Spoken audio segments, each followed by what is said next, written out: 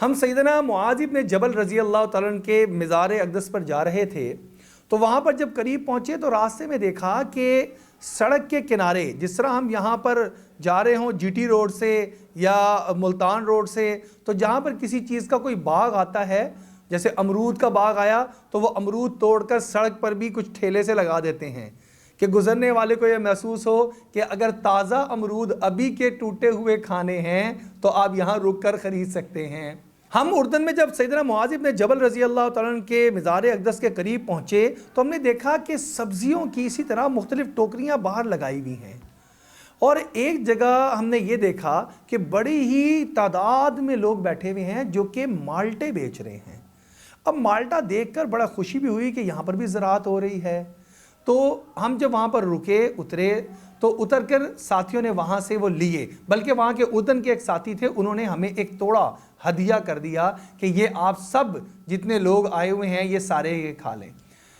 آپ یقین کریں کہ اس قدر لذیذ وہ مالٹا تھا کہ اس کی لذت اور اس کا جوس ہمیں کبھی بھی نہیں بھول سکتا۔ حالانکہ پاکستان کے مالٹے اور موسمی یہ بہت مشہور ہے پوری دنیا کے اندر، اس کا ذائقہ بہت مشہور ہے۔ اچھا، اس جیسا میٹھا ذائقہ وہاں نہیں تھا، وہ کھٹا میٹھا ذائقہ تھا، لیکن لذت والا اتنا تھا اور جوس والا اتنا تھا، جوسی اتنی تھی اس کی پھانک کہ وہ اپنی مثال آپ تھی، اور اس کے اندر بیج نہیں تھا۔ یعنی پورا آپ موسمی کھا لیں، پورا آپ کینو کھا لیں اور آپ کو بیچ میں سے بیج نہ نکالنے پڑیں۔ ہمارے یہاں ایک بہت بڑا مسئلہ تو بیجوں کا ہوتا ہے، ہمارے بچے اس لیے جو ہے وہ موسمی نہیں کھا رہے ہوتے کہ اس میں سے بیج نکالنے پڑیں گے، یا تو نکال کر دو پھر کھا لیں گے۔ تو وہاں پر یہ مسئلہ ہی نہیں تھا، بیج اس کے اندر موجود ہی نہیں تھے۔ اللہ کی شان، ایسی کاشت۔ ہمیں بڑی حیرانگی ہوئی، ہم نے پوچھا کہ یہ کس نے یہاں پر اتنی محنت کی ہے اور زراعت کی ہے؟ انہوں نے بتایا کہ کسی زمانے میں 2000 پاکستانی فیملیاں یہاں اردن کے اندر منتقل ہوئی تھیں۔ 2000 پاکستانی فیملیز پوری وہاں پر منتقل ہوئی تھیں، اور وہاں جا کر انہوں نے، یہ زمین تو بہت زیادہ زرخیز ہے کیونکہ یہ شامی کا علاقہ تھا، جس کے بارے میں اللہ جل شانہ نے خود ارشاد فرمایا کہ بارکنا حولہ،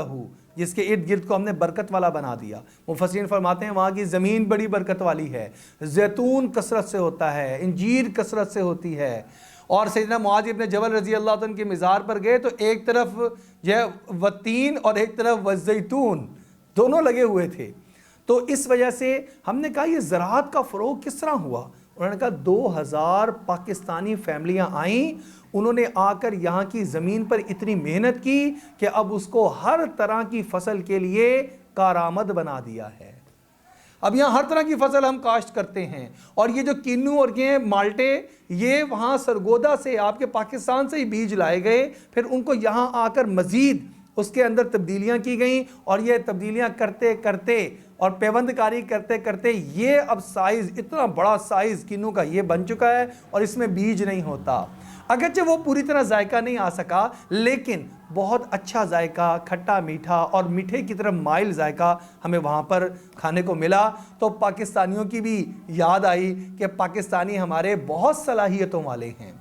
صرف ان کو صحیح رخ مل جائے، صحیح جگہ مل جائے، ان کو کچھ ایسا آپ راستہ دکھا دیں، اس کی رہنمائی کر دیں، تو یہ بہت محنتی قوم ہے، یہ ایسا رزلٹ دیتے ہیں شاندار کہ جو شاید اور کوئی قوم نہ دے سکے۔ صرف تھوڑی سی قوم کی فکری رہنمائی اور عملی رہنمائی کرنے کی ضرورت ہے۔ اللہ جل شانہ سے دعا بھی ہے اللہ رب العزت ہمیں کوئی ایسا رہنما عطا فرما دے جو کہ قوم کی تربیت کر سکے، اور قوم کو بھی یہ چاہیے کہ جو رہنمائی کرنے والے لوگ ہیں، جو انفرادی طور پر لگے ہوئے ہیں، ان کی بات پر بھی کان دھریں اور اس کو سمجھیں اور اپنے اندر بہتری لانے کی کوشش کریں۔ تو وہ وقت دور نہیں ہے جب ملک پاکستان ہر ایک میدان میں انشاءاللہ پوری دنیا کو لیڈ کر رہا ہوگا، اس کی رہنمائی کر رہا ہوگا، اس کا رہبر بنا ہوگا۔